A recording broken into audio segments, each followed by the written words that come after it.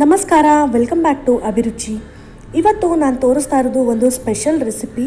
ಅದು ಏನು ಅಂದರೆ ಪುದೀನ ಸೊಪ್ಪಿನ ಚಟ್ನಿ ಪುಡಿ. ತುಂಬ ರುಚಿಯಾಗಿರುತ್ತೆ, ಮಾಡೋದಂತೂ ಅಷ್ಟೇ ಈಸಿ, ಹಾಗೆ ಆರೋಗ್ಯಕ್ಕೆ ಕೂಡ ತುಂಬ ಒಳ್ಳೆಯದು, ಬಾಯಿಗೆ ಕೂಡ ಒಳ್ಳೆ ರುಚಿ ಕೊಡುವಂತಹ ರೆಸಿಪಿ ಇದು. ಕೇವಲ ಒಂದು ಅರ್ಧ ಕಟ್ಟು ಪುದೀನ ಸೊಪ್ಪಿದ್ರೆ ಆರಾಮಾಗಿ ಮನೇಲಿರೋ ಪದಾರ್ಥಗಳನ್ನೇ ಬಳಸ್ಕೊಂಡು ಈ ಚಟ್ನಿ ಪುಡಿನ ಸುಲಭವಾಗಿ ಮಾಡಬಹುದು. ಹೇಗೆ ಮಾಡೋದು ಅಂತ ತೋರಿಸ್ತೀನಿ. ಅದಕ್ಕಿಂತ ಮುಂಚೆ ಚಾನಲ್ಗೆ ಯಾರಾದರೂ ಹೊಸಬ್ರು ಭೇಟಿ ಕೊಟ್ಟಿದ್ರೆ ಇನ್ನೂ ಸಬ್ಸ್ಕ್ರೈಬ್ ಮಾಡ್ಕೊಂಡಿಲ್ಲ, ಹಾಗೆ ಈ ವಿಡಿಯೋನ ನೋಡ್ತಾ ಇದ್ದರೆ ರೆಡ್ ಕಲರ್ ಬಟನ್ನ ಕ್ಲಿಕ್ ಮಾಡಿ ಸಬ್ಸ್ಕ್ರೈಬ್ ಮಾಡ್ಕೊಳ್ಳಿ. ಮತ್ತು ಪಕ್ಕದಲ್ಲಿರೋಂಥ ಬೆಲ್ಲೈಕನ್ ಕೂಡ ಕ್ಲಿಕ್ ಮಾಡಿ ಅದರಲ್ಲಿರೋ ಆಲ್ ಅಂತ ಆಪ್ಷನನ್ನು ಸೆಲೆಕ್ಟ್ ಮಾಡಿದ್ರೆ ನಾನು ಅಪ್ಲೋಡ್ ಮಾಡೋ ಎಲ್ಲ ಹೊಸ ವಿಡಿಯೋಗಳ ನೋಟಿಫಿಕೇಷನ್ ನಿಮ್ಮ ಮೊಬೈಲ್ಗೆ ತಲುಪುತ್ತೆ. ಹಾಗಾದರೆ ಸ್ಟಾರ್ಟ್ ಮಾಡೋಣ. ಹೇಗೆ ಮಾಡೋದು ಈ ಪುದೀನ ಸೊಪ್ಪಿನ ಚಟ್ನಿ ಪುಡಿ ಅನ್ನೋದನ್ನು. ಇಲ್ಲಿ ನಾನೊಂದು ಪ್ಯಾನ್ ಇಟ್ಬಿಟ್ಟು ಅದಕ್ಕೆ ಅರ್ಧ ಕಟ್ಟಿನಷ್ಟು ಫ್ರೆಶ್ ಆಗಿರೋ ಪುದೀನ ಸೊಪ್ಪನ್ನು ತೊಗೊತಿದ್ದೀನಿ. ಇದನ್ನು ಪುದೀನ ಸೊಪ್ಪನ್ನು ಬಿಡಿಸ್ಕೊಂಡು ಚೆನ್ನಾಗಿ ವಾಶ್ ಮಾಡಿಕೊಂಡು, ಮಣ್ಣು ಹಾಗೆ ಕಸ ಏನೂ ಇಲ್ಲದೆ ಇರೋ ಹಾಗೆ ವಾಶ್ ಮಾಡಿಕೊಂಡು ಪ್ಯಾನ್ಗೆ ಹಾಕ್ಕೊಂಡು ಸಿಮ್ಮಲ್ಲಿ ಇಟ್ಕೊಂಡು ಹುರಿತಾ ಇದ್ದೀನಿ. ಚೆನ್ನಾಗಿ ಸಿಮ್ಮಲ್ಲಿ ಇಟ್ಕೊಂಡೇ ಹುರ್ಕೋಬೇಕಾಗತ್ತೆ. ಸುಮಾರು 10 ರಿಂದ 15 ನಿಮಿಷಗಳು ಬೇಕಾಗುತ್ತೆ. ಯಾಕಂದರೆ ಒಣಗಿಸಿರೋಂಥ ಪುದೀನ ಸೊಪ್ಪಾದರೆ ಬೇಗ ಆಗಿಬಿಡುತ್ತೆ. ನಾನಿಲ್ಲಿ ಒಣಗಿಸಿಲ್ಲ, ಫ್ರೆಶ್ ಆಗಿರೋ ಪುದೀನ ಸೊಪ್ಪೆ ತೊಗೊಂಡಿದ್ದೀನಿ. ಹಾಗಾಗಿ ಸಿಮ್ಮಲ್ಲಿ ಇಟ್ಕೊಂಡು ಸುಮಾರು 15 ನಿಮಿಷಗಳ ಕಾಲ ಇದನ್ನು ಚೆನ್ನಾಗಿ ಕ್ರಿಸ್ಪ್ ಆಗೋವರೆಗೂ ಹುರ್ಕೊಂಡಿದ್ದೀನಿ. ನೀರಿನಂಶ ಎಲ್ಲ ಹೋಗಿದೆ. ಇವಾಗ ಇದನ್ನು ನಾನಿವಾಗ ಒಂದು ಮಿಕ್ಸಿಂಗ್ ಬೌಲ್ಗೆ ಶಿಫ್ಟ್ ಮಾಡ್ಕೊತಾ ಇದ್ದೀನಿ. ಚೆನ್ನಾಗಿ ಪುದೀನ ಸೊಪ್ಪಲ್ಲಿರೋಂಥ ನೀರಿನಂಶ ಎಲ್ಲ ಹೋಗಿದ್ದಾದಮೇಲೆ ಅದೇ ಪ್ಯಾನ್ ಇಟ್ಕೊಂಡು ಅರ್ಧ ಬಟ್ಲಷ್ಟು ಕಡಲೆಬೇಳೆ ಹಾಕ್ಕೊಂಡಿದ್ದೀನಿ. ಇದನ್ನು ಕೂಡ ಅಷ್ಟೇ ಸಿಮ್ಮಲ್ಲಿ ಇಟ್ಕೊಂಡೇ ಹುರಿಬೇಕಾಗತ್ತೆ. ನಾವು ಯಾವುದೇ ಪುಡಿ ಅಥವಾ ಈ ರಸಮ್ ಪೌಡರು, ಸಾಂಬಾರು ಪೌಡರು, ಚಟ್ನಿ ಪುಡಿ ಯಾವುದನ್ನೇ ಮಾಡಬೇಕಾದ್ರೂ ಸಿಮ್ಮಲ್ಲೇ ಇಟ್ಕೋಬೇಕು ಫ್ಲೇಮು. ಆಗ ಮಾತ್ರ ಒಳ್ಳೆ ರುಚಿಯಾಗಿ ಬರುತ್ತೆ ಪುಡಿಗಳು. ಇವಾಗ ನೋಡಿ, ಇದು ಒಂಥರ ಸಂಪಿಗೆ ಬಣ್ಣ ಅಂತಾರಲ್ವ, ಅಲ್ಲಿವರೆಗೂ ಇದು ಟರ್ನ್ ಆಗಿದೆ, ಒಳ್ಳೆ ಘಮ ಬರೋಕ್ಕೆ ಸ್ಟಾರ್ಟ್ ಆಗಿದೆ.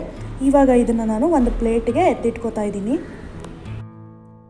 ಮತ್ತು ಅದೇ ಪ್ಯಾನನ್ನೇ ಇಟ್ಬಿಟ್ಟು ಕಡಲೆಬೇಳೆ ಎಷ್ಟು ತೊಗೊಂಡಿದ್ದೀನಲ್ವ ಅಷ್ಟೇ ಉದ್ದಿನಬೇಳೆ ಕೂಡ ತೊಗೋಬೇಕು. ನಾನಿಲ್ಲಿ ಅರ್ಧ ಬಟ್ಲು ಕಡಲೆಬೇಳೆ ತೊಗೊಂಡಿರೋದ್ರಿಂದ ಅರ್ಧ ಬಟ್ಲಷ್ಟು ಉದ್ದಿನಬೇಳೆ ತೊಗೊಂಡಿದ್ದೀನಿ. ಇದನ್ನು ಕೂಡ ಅಷ್ಟೇ ಸಂಪಿಗೆ ಬಣ್ಣ ಬರೋವರೆಗೂ ಹುರ್ಕೋಬೇಕಾಗುತ್ತೆ. ಇದನ್ನು ಅಷ್ಟೇ ಸಿಮ್ಮಲ್ಲಿ ಇಟ್ಕೊಂಡು ಚೆನ್ನಾಗಿ ನೋಡಿ, ಇವಾಗ ಕಲರ್ ಚೇಂಜ್ ಆಗಿರೋದು ನಿಮಗೆ ಗೊತ್ತಾಗ್ತಿದೆ ಅನಿಸುತ್ತೆ. ಈ ಥರ ಲೈಟಾಗಿ ಕಲರ್ ಚೇಂಜ್ ಆಗಬೇಕು, ಸಂಪಿಗೆ ಬಣ್ಣ ಅಂತಾರಲ್ವ ಅದು ಬರಬೇಕು. ಹಾಗೆ ಒಳ್ಳೆ ಘಮ ಕೂಡ ಬರ್ತಾ ಇರುತ್ತೆ. ಅಲ್ಲಿಗೆ ಇದನ್ನು ಆಫ್ ಮಾಡ್ಕೊಂಡ್ಬಿಟ್ಟು ಮತ್ತೆ ಒಂದು ಪ್ಲೇಟ್ಗೆ ಇದನ್ನು ಎತ್ತಿಟ್ಕೋಬೇಕಾಗತ್ತೆ. ನಾವು ಉದ್ದಿನ ಬೇಳೆ ಬದಲು ಉದ್ದಿನ ಕಾಳು ಕೂಡ ತೊಗೋಬೋದು, ಆಪ್ಷನಲ್, ನಿಮ್ಗೆ ಯಾವ್ದು ಬೇಕೋ ಅದು ತೊಗೊಳ್ಳಿ. ನಂತರ ಅದೇ ಪ್ಯಾನ್ಗೆ ಒಂದು ಸ್ವಲ್ಪ ಎಣ್ಣೆ ಹಾಕ್ಕೊಂಡ್ಬಿಟ್ಟು 3/4 ಬಟ್ಲಷ್ಟು ಧನಿಯಾನ ಹಾಕೋತಿದ್ದೀನಿ. ಅರ್ಧ ಬಟ್ಲಷ್ಟು ಕಡಲೆಬೇಳೆ ಮತ್ತು ಉದ್ದಿನಬೇಳೆ ತೊಗೊಂಡಿದ್ದೀನಿ. ಹಾಗೆ 3/4 ಕಪ್ಪಷ್ಟು ಧನಿಯಾ ತೊಗೊಂಡಿದ್ದೀನಿ. ಇದನ್ನು ಅಷ್ಟೇ ಚೆನ್ನಾಗಿ ಹುರ್ಕೋಬೇಕಾಗತ್ತೆ. ಧನಿಯಾ ಎಲ್ಲ ಕ್ರಿಸ್ಪ್ ಆಗೋವರೆಗೂ ಹುರ್ಕೋಬೇಕು.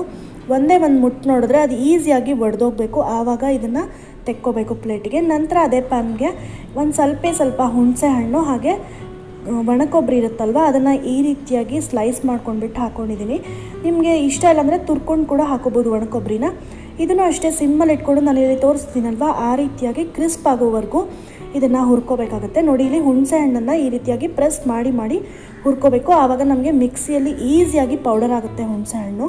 ಇವಾಗ ನೋಡಿ ಎಷ್ಟು ಚೆನ್ನಾಗಿ ಇದು ಒಂಥರ ಗೋಲ್ಡನ್ ಬ್ರೌನ್ ಆಗೋವರೆಗೂ ಹುರ್ಕೊಂಡಿದ್ದೀನಿ ಅಂತ. ನಂತರ ಅದೇ ಪ್ಯಾನ್ಗೆ ಸ್ವಲ್ಪ ಎಣ್ಣೆ ಹಾಕ್ಕೊಂಡ್ಬಿಟ್ಟು ನಾನಿಲ್ಲಿ 2 ರೀತಿಯಾದ ಮೆಣಸಿನ್ಕಾಯಿ ತೊಗೊಂಡಿದ್ದೀನಿ. ಒಂದು ಬ್ಯಾಡಗಿ ಹಾಗೆ ಒಂದು ಗುಂಟೂರು ಮೆಣಸಿನ್ಕಾಯಿ ತೊಗೊಂಡ್ಬಿಟ್ಟು ಒಂದು ಅರ್ಧ ಹಿಡಿಯಷ್ಟು ಎರಡನ್ನೂ ತೊಗೊಂಡ್ಬಿಟ್ಟು ಒಂದು 15 ಮೆಣಸಿನ್ಕಾಯಿ ಇರ್ಬೋದು ಎಲ್ಲ ಸೇರಿಬಿಟ್ಟು ಅಷ್ಟು ಮೆಣಸಿನ್ಕಾಯಿ ತೊಗೊಂಡ್ಬಿಟ್ಟು ಚೆನ್ನಾಗಿ ಇದು ಕೂಡ ಅಷ್ಟೇ ಹುರ್ಕೋಬೇಕಾಗತ್ತೆ. ನಂತರ ಇದನ್ನು ಸ್ವಲ್ಪ ಆರಿದ್ಮೇಲೆ ಒಂದು ಮಿಕ್ಸಿ ಜಾರ್ಗೆ ಹಾಕ್ಕೋಬೇಕು. ಮೊದಲು ನಾನಿಲ್ಲಿ ಮೆಣಸಿನ್ಕಾಯಿಗಳನ್ನ ಹಾಕ್ಕೊಂಡ್ಬಿಟ್ಟು ಒಂದು ರೌಂಡ್ ಮಿಕ್ಸರಲ್ಲಿ ತಿರ್ಗಿಸ್ಕೊಂಡು ಬಿಡ್ತಾಯಿದ್ದೀನಿ.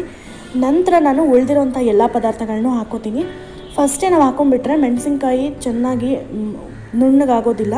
ಹಾಗಾಗಿ ಫಸ್ಟ್ ಮೆಣಸಿನ್ಕಾಯಿ ಹಾಕ್ಕೊಂಡ್ಬಿಟ್ಟು ನಂತರ ಎಲ್ಲ ಪದಾರ್ಥಗಳನ್ನೂ ಹಾಕ್ಕೊಂಡ್ಬಿಟ್ಟು ನಾನಿಲ್ಲಿ ಚಟ್ನಿ ಪುಡಿಗೆ ರೆಡಿ ಮಾಡ್ಕೋತೀನಿ.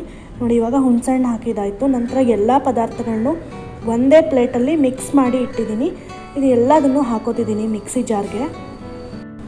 ಇದಿಷ್ಟು ಹಾಕಿದ್ಮೇಲೆ ಒಮ್ಮೆ ಸ್ಪೂನಲ್ಲಿ ಚೆನ್ನಾಗಿ ಸೈಡ್ಸಲ್ಲಿರೋಂಥ ಮೆಣಸಿನ ಪುಡಿ ಎಲ್ಲ ಬರೋ ಹಾಗೆ ಮಿಕ್ಸ್ ಮಾಡ್ಕೋಬೇಕು. ನಂತರ ಇದಕ್ಕೆ ಹುರಿದಿಟ್ಕೊಂಡಿದ್ದೀನಲ್ವ ಪುದೀನ ಸೊಪ್ಪನ್ನು, ಅದನ್ನು ಕೂಡ ಹಾಕೋತಾ ಇದ್ದೀನಿ. ಒಳ್ಳೆ ಫ್ಲೇವರ್ ಕೊಡುತ್ತೆ ಚಟ್ನಿ ಪುಡಿಗೆ, ಹಾಗೆ ಆರೋಗ್ಯಕ್ಕೂ ಅಷ್ಟೇ ಒಳ್ಳೆಯದು. ನಂತರ ರುಚಿಗೆ ಬೇಕಾದಷ್ಟು ಉಪ್ಪನ್ನು ಕೂಡ ಸೇರಿಸ್ಕೊತಿದ್ದೀನಿ. ನಾನಿಲ್ಲಿ ಸುಮಾರು 1.5 ಸ್ಪೂನ್ ಉಪ್ಪು ಹಾಕ್ಕೊಂಡಿದ್ದೀನಿ. ಹಾಗೆ ಸ್ವಲ್ಪ ಬೆಲ್ಲನ ಪುಡಿ ಮಾಡಿ ಇಟ್ಕೊಂಡು ಅದನ್ನು ಕೂಡ ಹಾಕ್ಕೊಂಡ್ಬಿಟ್ಟು ನಾನಿಲ್ಲಿ ನುಣ್ಣಗೆ ಪೌಡರ್ ಮಾಡ್ಕೋತಾ ಇದ್ದೀನಿ. ನೋಡಿ, ಫೈನ್ ಪೌಡರು ಎಷ್ಟು ಸಾಫ್ಟಾಗಿ ಬಂದಿದೆ ಅಂತ. ತುಂಬ ಚೆನ್ನಾಗಿರುತ್ತೆ ಈ ಚಟ್ನಿ ಪುಡಿ, ಒಳ್ಳೆ ರುಚಿ ಕೊಡುತ್ತೆ. ಬಿಸಿ ಬಿಸಿ ಅನ್ನದ ಜೊತೆ ಎಣ್ಣೆ ಅಥವಾ ತುಪ್ಪ ಹಾಕ್ಕೊಂಡ್ಬಿಟ್ಟು ಈ ಚಟ್ನಿ ಪುಡಿ ಹಾಕ್ಕೊಂಡು ತಿಂತಾಯಿದ್ರೆ ಅದ್ಭುತವಾದ ರುಚಿ. ಹಾಗೆ ಇದನ್ನು ನಾವು ಚಪಾತಿ, ರೊಟ್ಟಿ, ದೋಸೆಗೆ ಕೂಡ ಹಚ್ಕೊಂಡು ತಿನ್ಬೋದು. ಇಡ್ಲಿಗೂ ಈ ಪುಡಿನ ಹಾಕ್ಕೊಂಡ್ಬಿಟ್ಟು ಈ ಪುಡಿ ಇಡ್ಲಿ ಅಂತ ಮಾಡ್ತಾರಲ್ವ ಅದಕ್ಕೆ ಕೂಡ ಹಾಕೋಬೋದು.